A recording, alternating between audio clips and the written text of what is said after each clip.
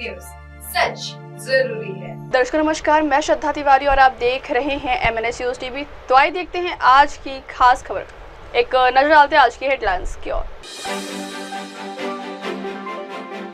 झूलेलाल महोत्सव में सीएम फडणवीस का आगमन, सहकारी बैंक का संस्थागत प्रशासक ने, देश भर में रमजान ईद का त्योहार। तो आज देखते हैं खबरें विस्तार से। झूलेलाल महोत्सव में सीएम फडणवीस का आगमन। आज झूलेलाल महोत्सव 2025 में माननीय श्री देवेंद्र फडणवीस जी ने अपनी उपस्थिति से महोत्सव की शोभा बढ़ाई। उनके आगमन से संपूर्ण सिंधी समाज में हर्ष और उत्साह का माहौल बना रहा। हम उनका हृदय से स्वागत एवं आभार व्यक्त करते हैं कि उन्होंने अपने बहुमूल्य समय में से समय निकालकर हमारे इस पवित्र महोत्सव में शिरकत की। अगर उन्होंने भी जयकारो ढंग सां न लॻाईंदासीं त कमु न थींदो। अॼु असांजे झूलण साईं जो जनम जो ॾींहुं आहे त जयकारो त सुठो लॻणु घुरिजे। आयो सभई चओ कोई हथ मथे करे जोरदार आवाज में आयो सभई चओ। सबसे पहले मैं आप सभी से क्षमा चाह के आज हिंदी में बात करने की आपसे परमिशन कहूंगा। आज हमारे वरुण अवतार श्री झूलेलाल जी, इनके जन्म दिवस की सबसे पहले आप सभी को मैं बहुत बहुत शुभकामनाएं देता हूं, अनंत अनंत शुभकामनाएं देता हूं। आज यह झूलेलाल महोत्सव यहाँ पर वरुण देवता झूलेलाल जी का जन्म का दिवस है। पिछले 35 वर्ष से हम लोग यह महोत्सव मना रहे हैं और हमारे खुशी की बात है आज इस महोत्सव के अंदर में हमारे महाराष्ट्र के रेवेन्यू मिनिस्टर और भारतीय जनता पार्टी महाराष्ट्र प्रदेश के हमारे अध्यक्ष सम्माननीय चंद्रशेखर बावनकुळे जी हमारे बीच में उपस्थित हुए हैं। तालियां बजाकर उनका स्वागत करेंगे। आदरणीय मंच उपस्थित सभी समाज के प्रेमीगण जो यहाँ उपस्थित हुए हैं, मैं आपको जानकारी देना चाहता हूं। महाराष्ट्र सरकार के माध्यम से, हमारे देवा भाव के माध्यम से नागपुर के अंदर में झेरीपटका पुलिस स्टेशन के चौक पर 2 लाख स्क्वायर फीट का हमारा सिंधु आर्ट गैलरी 140 करोड़ रुपए की लागत से 2 लाख स्क्वायर फीट के प्लॉट पर मंजूर हुआ है। हमारी सरकार को मैं पहले तो बहुत बहुत उनका आभार मानता हूं। हमारे अध्यक्ष जी बावनकुळे साहब का आभार मानता हूं। सिंधु घाटी की सबसे पुरानी सभ्यता, पूरे विश्व की सबसे पुरानी सभ्यता इंडस सिविलाइजेशन के ऊपर में हम जब माननीय मुख्यमंत्री जी से निवेदन करने गए कि नागपुर के अंदर में एक ऐसी आर्ट गैलरी बननी चाहिए, पूरे विश्व से सिंधी समाज नागपुर में आकर सिंधु आर्ट गैलरी में हमारी इंडस सिविलाइजेशन को विजिट करना चाहिए। माननीय मुख्यमंत्री जी ने मुझे कहा आप प्लॉट ढूंढकर लाइए, परमिशन और पैसे देने का काम सरकार का काम है। हमने पुलिस स्टेशन के बाजू में 2 लाख स्क्वायर फीट का प्लॉट ढूंढा। अध्यक्ष जी आपको बताते मुझे खुशी हो रही, 2 लाख स्क्वायर फीट का 37 का प्रस्ताव मंजूर करके 140 करोड़ रुपए हमारे सिंधु आर्ट गैलरी के लिए मंजूर हुए, जिसकी टेंडर प्रक्रिया शुरू है MIT के माध्यम से। दूसरा एक बहुत ही महत्वपूर्ण विषय, हमारे देवा भाऊ कल आए थे, आदरणीय मुख्यमंत्री जी आए थे। हमारा 70 साल से 75 साल से जो सिंधी समाज का सबसे बड़ा मुद्दा, आपने मुझे महाराष्ट्र के व्यापारी आघाड़ी की जवाबदारी दी। मैं महाराष्ट्र के जो शहर में जाता हूं वहां सिंधी समाज मेरे को पूछता है, 75 साल से ज्यादा समय हो गया, हमारे मालकी हक के पट्टे, इसका हमारे को ओनरशिप कब मिलेगा। आज आपके पास में वो विभाग आ चुका है। मैं यहाँ आप सबको बताना चाहता हूँ, हमारी देवा भाऊ की 2.0 सरकार मुख्यमंत्री बनते बरोबर हमारे महाराष्ट्र के महसूल मंत्री बावनकुळे साहब जी के मंत्री बनते बराबर 7 दिन के अंदर में हमारे महसूल मंत्री चंद्रशेखर बावनकुळे साहब ने लीज पट्टे के ऊपर में बहुत बड़ी बैठक ली, जिसके अंदर में पूरे महाराष्ट्र के 31 कलेक्टर एक साथ लाइन अवेलेबल थे। महसूल मंत्री जी ने सबसे अड़ावा लिया। जो रिपोर्ट इसके पहले तैयार हुई थी, जो कि किसी कारण से रुकी थी, आते बराबर पहले ही दिन इंस्ट्रक्शन लगाए, 7 दिन के अंदर में इसकी रिपोर्ट सबमिट करो, जल्द कैबिनेट के अंदर जाएगा और उसका निर्णय लेकर ऐसी पॉलिसी बनेगी जिसके अंदर में पूरे सिंधी समाज का जो आज अतिक्रमणधारी करके कैटेगरी में आते हैं उन सबको फ्री होल्ड करके मार्ग सरल हो जाएगा। आज आदरणीय रेवेन्यू मिनिस्टर यहाँ उपस्थित है, उनको मैं निवेदन बातें करूंगा कि अपने मुंह से बताएंगे कि कब तक के हमारे को जीआर मिलेगा और लगभग 10 लाख से ज्यादा मकान महाराष्ट्र के अंदर में आज भी फ्री होल्ड के लिए जो तरस रहे हैं वो फ्री होल्ड कब होंगे। आदरणीय मंत्री जी खुद उसकी जानकारी हमें देंगे। आदरणीय बावनकुळे साहब, मैं आपको जानकारी दूं, यह महोत्सव पिछले 35 साल से हम लोग यहाँ मना रहे हैं, जिसका सबसे महत्वपूर्ण उद्देश्य एक ही है, हमारी सिंधी संस्कृति, हमारी भाषा, इसको हमारे यूथ तक, आने वाले पीढ़ी तक के पहुंचनी चाहिए। इसके लिए हम प्रयास करते हैं, इसीलिए यह महोत्सव मनाते हैं और हमारे बच्चे सिंधी लैंग्वेज में बात करें। हमारी संस्कृति, हमारी सभ्यता, हमारी सिंध से लेकर सिंधी समाज को दिखनी चाहिए। इसीलिए हजारों की संख्या में यह महोत्सव हम लगाते हैं। आज आप हमारे बीच में आए, मैं आपका बहुत बहुत आभार व्यक्त करता हूँ, आपका बहुत बहुत स्वागत करता हूँ। धन्यवाद। सबसे बड़ा ऊर्जा का दिन है। इस दिन भी अगर इस प्रकार से आवाज रही तो पाकिस्तान तक आवाज पहुंचनी चाहिए। जय झूलेलाल। सिंधु सभा नागपुर की तरफ से आयोजित चेट्री चंड के इस शुभ अवसर पर झूलेलाल महोत्सव 2025 बहुत ही शानदार तरीके से आयोजित हुआ है। पूरे विदर्भ और पूरे महाराष्ट्र में यह महोत्सव की चर्चा है और हमारे मुख्यमंत्री,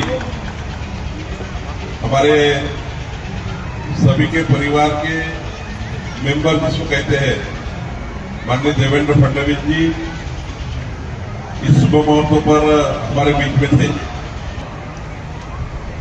माता महालक्ष्मी जगदम्बा की ये जो नवरात्र होती है उसका भी घट स्थापना आज हुई है। हिंदू नया वर्ष है, मराठी वर्ष का पहला दिन है। आज किसानों का नया साल चालू होता है। आज किसान नए साल की शुरुआत करते हैं पूरे भारत देश में। और आज माननीय प्रधानमंत्री मोदी जी हमारे इस पवित्र नागपुर पर थे। आज उन्होंने जिस प्रकार से अपना संबोधन किया नागपुर को और पूरे महाराष्ट्र और देश को लेकर, मोदी जी ने विकसित भारत का संकल्प किया है। 2047 तक हमारा भारत विकसित हो, ये संकल्प माननीय प्रधानमंत्री मोदी जी ने किया है। और विकसित भारत का संकल्प देवेंद्र फडणवीस जी ने, विकसित महाराष्ट्र का संकल्प देवेंद्र फडणवीस जी ने किया है। और विकसित महाराष्ट्र का संकल्प तब पूरा हो जाता है जब झूलेलाल जयंती जैसे महोत्सव यहाँ पर आयोजित होते हैं, तभी महाराष्ट्र का विकसित महाराष्ट्र का संकल्प आगे जाता है। सभी समाजों के, सभी धर्मों के जो त्योहार है वो हम सब लोग मिलकर मनाए। हम सब लोग मिलकर हमारे संस्कार और संस्कृति को आगे लेकर जाए, हमारी आने वाली पीढ़ी संस्कारमय बने। भगवान झूलेलाल जी के दिए हुए उपदेशों पर हमारे आने वाली पीढ़ियों को भारत को आगे लेके जाना है। और भारत देश को आगे लेके जाने के लिए हमें संस्कार देने की जरूरत है। और संस्कार कहाँ से मिलता है? जो चेट्री चंड महोत्सव से मिलता है, आज झूलेलाल जयंती से मिलता है। तो ये हमारे हिंदुस्तान की परंपरा है।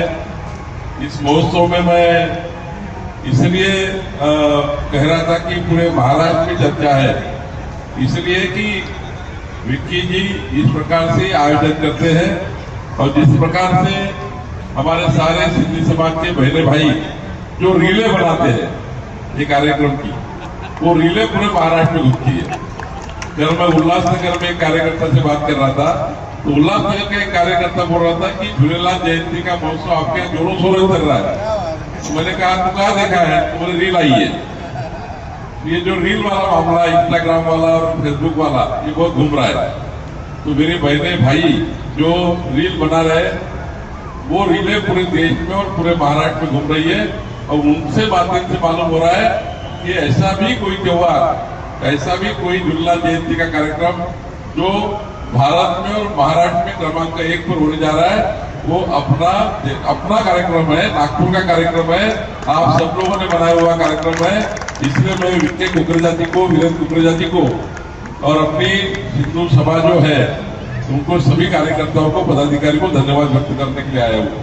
कार्यक्रम में घनश्याम कुकरेजा जी है, परमानंद जी रोहरा, महेश जी कंदारी, गोपाल जी खेमानी, किशन जी रामनानी, किशन जी आसुदानी, अशोक जी केवररामानी, डॉक्टर वंदना खुटलानी जी, कंचन जी केशवानी जी, प्रियंका जी पंजवानी, जगदीश जी भंजानी, दिलीप जी निखानी, राजकुमार जी कोडवानी, यहाँ कीर्ति बजाज जी और सभी यहाँ मेरी बहने भाई है। मैं इतना ही कहूंगा कि आज झूलेलाल जयंती जी के इस महोत्सव के ऊपर जो हम आज से फिर एक बार संकल्प करें, हमारे समाज को आगे लेके जाना है, समाज के आखिरी आदमी को बल देना है। समाज अगर मजबूत हो जाता है तो राष्ट्र मजबूत हो जाएगा और राष्ट्र मजबूत करने के लिए, समाज को आगे लेके जाने के लिए हमारे आने वाली पीढ़ियां अलग अलग क्षेत्र में आगे जाने का काम करें, इसके लिए हमें उनको मजबूती देनी है। मोदी जी के विकसित भारत को साथ देने के लिए हम सब लोग, जब तक हमारे अलग अलग सेक्टर में हमारे आने वाले पीढ़ी को, चाहे व्यवसाय में हो, चाहे आधुनिक तंत्रज्ञान में हो, चाहे विज्ञान में हो, सभी तरह से हमारे आने वाली पीढ़ियां मजबूत होनी चाहिए। व्यापारी व्यवसाय करें ठीक है, लेकिन अभी तो ये दिन है कि पूरा विश्व भारत का इंतजार कर रहा है। मोदी जी ने भारत का दरवाजा सारे विश्व में खोल दिया है। चाहे अमेरिका हो, चाहे रशिया हो, वो सोच रहे कि हमारे पास कोई सिंधी समाज का बेटा आएगा, बेटी आएगी, तो हमारे देश का विज्ञान आगे जाएगा। पूरा विश्व सोच रहा है कि हमारे सिंधी समाज का कोई बेटा बेटी आएगी तो हमारे हॉस्पिटल अच्छे हो जाएंगे। वो सोच रहे हैं कि पूरे विश्व में, आज पूरे विश्व के 70% देश, जो देश 45 साल के ऊपर मुस्लिम उम्र हो गई, ऐसे देश तो 15 साल बाद जब भारत मजबूत होते जाएगा, भारत युवा होते जाएगा, बाकी देश बूढ़े होते जाएंगे, उस समय भारत का सिंधी समाज, चाहे हमारा युवा बच्चा बेटा बेटी, पूरे विश्व का एक ऐसा मजबूत संसाधन बनेगा जो विश्व में हमारे भारत की नींव रखेगा। इसलिए आज हम इस जयंती के माध्यम से क्या करना चाहते हैं, तो हम आयो लाल सबही चो। आज हमारे चेटीचंड महोत्सव के निमित्त से आयोजित इस 3 दिवसीय कार्यक्रम में मंच पर उपस्थित आदरणीय घनश्याम भैया कुकरेजा, वीरेंद्र जी कुकरेजा, प्रताप जी हिरानी, सतीश जी आनंदानी, राजेश जी पटवानी, उदासी बाबा, पंकज जी विधानी, राशि वासवानी, डॉक्टर विंकी रुघवानी, सागर आहूजा, श्रीमती प्रमिला मथरानी, श्री महेश साधवानी, श्री मनीष दासवानी, श्री तुलसीदास खुशलानी, डॉक्टर ममतानी जी, मंचासीन सभी महानुभाव और यहाँ पर उपस्थित सभी बहनों और भाइयों, आप सभी को मैं इस चेटीचंड महोत्सव की बहुत बहुत शुभकामनाएं देता हूं और ये आने वाला साल आप सभी के जीवन में सुख, समाधान, आरोग्य, ऐश्वर्य लेकर आए आपकी सभी मनोकामनाएं ये भगवान झूलेलाल जी पूरी करे, उनका आशीर्वाद हम सभी को मिले, ऐसा इस मौके पर मैं आप सभी को बहुत बहुत शुभकामनाएं देता हूं। हम सभी लोग जानते हैं कि हमारी जो सिंधु घाटी सभ्यता है ये दुनिया की सबसे पुरानी और लगातार निरंतर चलने वाली सभ्यता के रूप में इसको देखा जाता है। और इसी सभ्यता के सबसे पुराने प्रतीक के रूप में हमारा जो सिंधी समाज है वो आज इस पूरे भारत में अलग अलग जगह पर बसता भी है। और बावजूद इस बात के कि पार्टीशन के बाद कई विभीषिकाओं का सामना हमारे सिंधी समाज को करना पड़ा, लेकिन उन सभी पर एक प्रकार से मात करते हुए हमारे सिंधी समाज ने जिस प्रकार की प्रगति की है वो मैं ऐसा मानता हूं कि अपने आप में एक बहुत ही मिसाल है।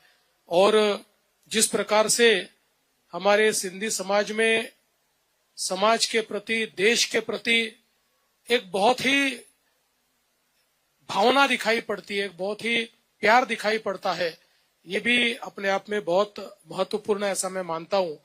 और इसी के चलते ये महोत्सव भी जो एक हमारी बहुत ही प्राचीन संस्कृति है, हमारी भाषा है, हमारी सभ्यता है, हमारी परंपराएं है, वो सारी चीजें विरासत के रूप में हम अपनी अगली पीढ़ियों को दे ताकि हमारी पहचान बनी रहे।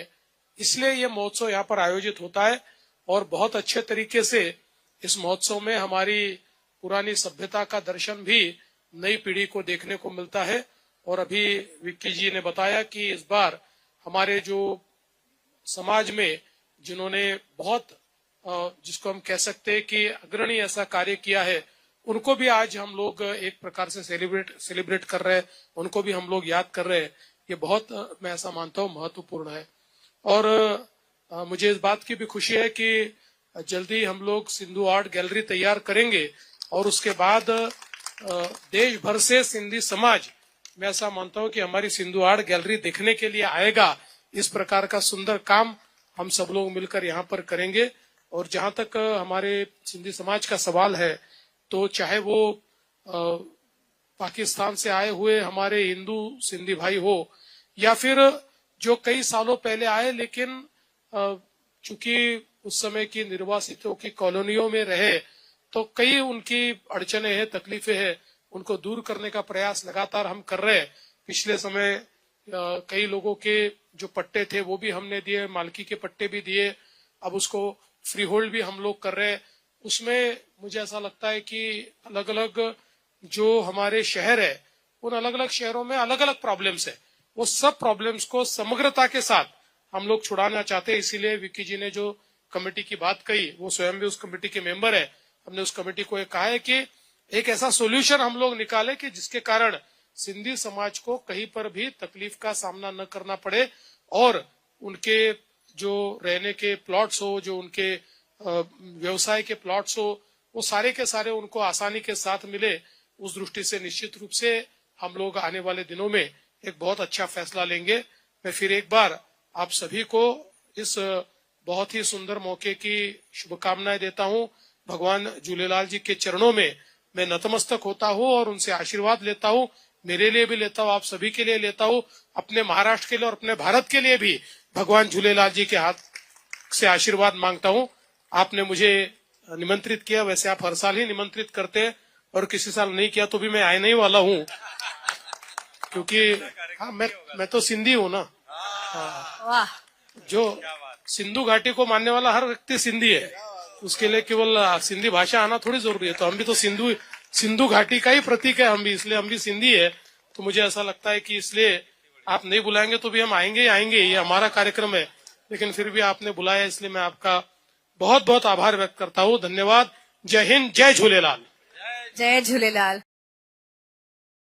क्या है बताइए। सबसे पहले मैं झूलेलाल जयंती की, हमारे इष्ट देव भगवान झूलेलाल जी के जन्म दिवस की आप सभी को अनगिनत बहुत सारी शुभकामनाएं देता हूँ। यह झूलेलाल महोत्सव हम पिछले 35 साल से मना रहे। ये हमारा 36वां वर्ष है जिसके अंदर में ये महोत्सव हम धूमधाम से मना रहे हैं। हमारा यह महोत्सव मनाने के पीछे का जो उद्देश्य है वो सबसे बड़ा उद्देश्य यही है कि हम चाहते हैं कि हमारी जो भाषा है उस भाषा को डेवलप करने के लिए, लोगों के बीच में लेके जाने के लिए, हमारे आने वाली पीढ़ी के युवा साथियों को इस भाषा के ऊपर में उनका ध्यान केंद्रित हो, भाषा के बारे में बात करें, उन सबको ध्यान में रखते हुए कार्यक्रम हम करते हैं। सिंधु घाटी की सभ्यता की सबसे पुरानी सभ्यताओं में से एक है। धरोहर, हमारी संस्कृति, हमारी सभ्यता, इन सभी का प्रचार प्रसार करने के लिए महोत्सव हम लगाते हैं। इसके अंदर में विशेष रूप से बच्चों 5 साल के बच्चों से लेकर तो जितने भी सीनियर लोग हों तो सभी के लिए कुछ न कुछ एक्टिविटीज हम लोग रखते हैं। लगभग 100 से ज़्यादा नागपुर शहर की संस्थाएं, पंचायतें, दरबारें, इन सबको मिलाकर ये कार्यक्रम हम करते हैं। जय झूलेलाल। बड़ा कार्यक्रम हर वर्ष यहाँ होता है। हमारे माननीय मुख्यमंत्री साहब इसमें कई बार शिरकत कर चुके हैं। हमारे केंद्रीय मंत्री आदरणीय गडकरी साहब कई बार यहाँ आ चुके हैं। संघ के सभी हमारे परम आदरणीय सरसंघ चालक जी यहाँ पर पधार चुके हैं। उन सभी का मार्गदर्शन और गाइडेंस हमको समय समय पर मिलते रहा है। और ऐसे कई सारे अतिथि हमारे चंद्रशेखर बावनकुळे साहब, हमारे भारतीय जनता पार्टी के अध्यक्ष और महाराष्ट्र के रेवेन्यू मिनिस्टर है, वो भी कुछ ही देर में यहाँ पहुँच रहे। ऐसा भव्य कार्यक्रम हजारों की संख्या में यहाँ पर हर वर्ष हम लोग करते हैं। और मैं सभी को शुभकामनाएं देता हूँ कि और ईश्वर के, हमारे भगवान झूलेलाल जी के चरणों में निवेदन करता हूँ कि सभी भक्तगणों को उनका उचित लाभ मिले। जय झूलेलाल। अगली खबर, सहकारी बैंक का संस्थागत प्रशासक नियुक्त। महाराष्ट्र राज्य सहकारी बैंक नागपुर जिला सहकारी बैंक में संस्थागत प्रशासक के रूप में नियुक्त होने पर खुशी हुई। नागपुर जिला सहकारी बैंक को महाराष्ट्र राज्य सहकारी बैंक का संस्थागत प्रशासक नियुक्त करते हुए खुशी हो रही है। घोटाळा झाला होता, ज्या घोटाळ्याचे पैसे वसूल झाले असते 1200 कोटी रुपये जवळपास आहे 25 वर्षामध्ये। नागपूर जिल्हा सहकारी बँक ही घोटाळ्यामुळे मागच्या काळात बंद पडली, पण मला अतिशय आनंद आहे की आज या बँकेवर आम्ही संस्थात्मक प्रशासक म्हणून महाराष्ट्र स्टेट कोऑपरेटिव्ह बँकेला बसवलेलं आहे आणि MS बँक पुढच्या 3 वर्षामध्ये याचा टर्नअराउंड करेल आणि भ्रष्टाचाराने पोखरलेली बँक जी काँग्रेसच्या आणि त्यावेळच्या नेत्यांच्या भ्रष्टाचारामुळे अक्षरशः शेतकऱ्याला ज्या बँकेने नागवलं ती बँक आता पुन्हा एकदा आम्ही सुरू करण्याचा प्रयत्न करतो। अगली खबर, देश भर में रमजान ईद का त्योहार। देश भर में रमजान ईद का त्योहार हर्षोल्लास और धार्मिक उत्साह के साथ मनाया गया। मुस्लिम समुदाय के लोग सुबह सुबह ईदगाहों और मस्जिदों में पहुंचे और नमाज अदा कर खुदा से सुख समृद्धि की कामना की। रमजान का पवित्र महीना खत्म होने के बाद ईद का त्योहार बड़े ही हर्षोल्लास के साथ मनाया गया।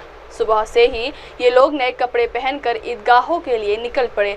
जैसे ही ईद की नमाज का समय हुआ, हजारों मुस्लिम भाई एकजुट होकर नमाज अदा करने लगे। नमाज के दौरान सामूहिक रूप से अल्लाह की इबादत की गई और देश की शांति व खुशहाली के लिए दुआ मांगी गई। प्रार्थना के समापन के बाद सभी ने मिलकर अपने परिवार, समाज और देश की खुशहाली के लिए ईश्वर से प्रार्थना की। इसके बाद लोगों ने एक दूसरे के गले मिलकर ईद की मुबारकबाद दी। ईद के इस मुबारक मौके पर विभिन्न राजनीतिक और सामाजिक संगठनों के प्रतिनिधियों ने भी लोगों को बधाई दी और सौहार्द का संदेश दिया। इस्लामी भाइयों को ईद मुबारक और तमाम वतन हिंदुस्तान को ईद मुबारक। अल्लाह सबको सुख शांति और आराम से रखे और इंशाअल्लाह सब भाईचारे से रहे। सबको ईद मुबारक।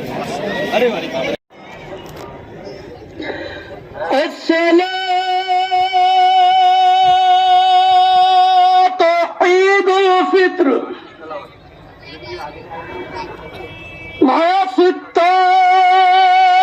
तकबीरातिल वाजिब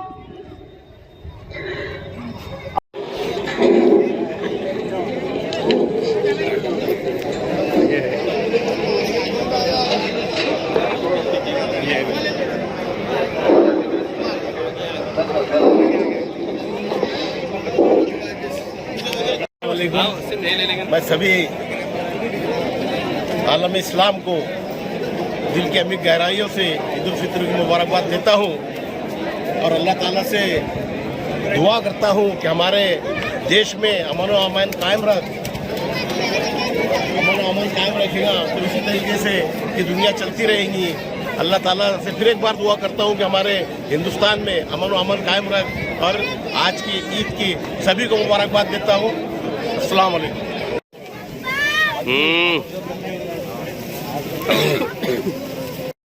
ये वाइट जैसे ये देखिए ना, ये आप नहीं दे सकते हम मार के।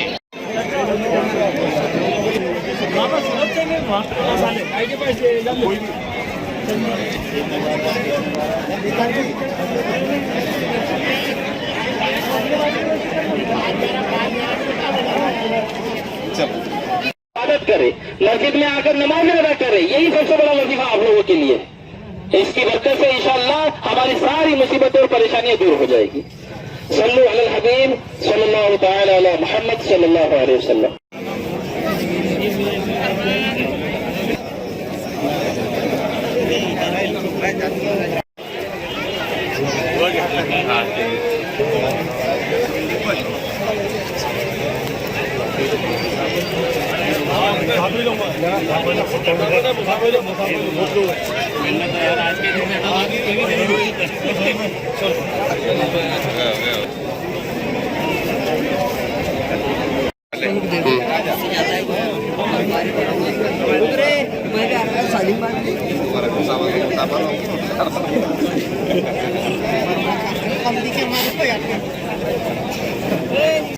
कम होती चली जाती है। तो है मेरे प्यारे इस्लामी भाइयों, जिन लोगों ने रोजे रखे, नमाज अदा की, आपको अल्लाह पाक ने तौफीक दिया, आप नमाजी बने, तो अपने इस जज्बे को बरकरार रखिए और हमारी मस्जिदों की रौनकें आबाद रखिए। हमारी मस्जिदों का हम आबाद नहीं करेंगे तो कौन आबाद करेगा? क्या आसमान से फरिश्ते नाजिल होकर हमारी मस्जिदों को आबाद करेंगे?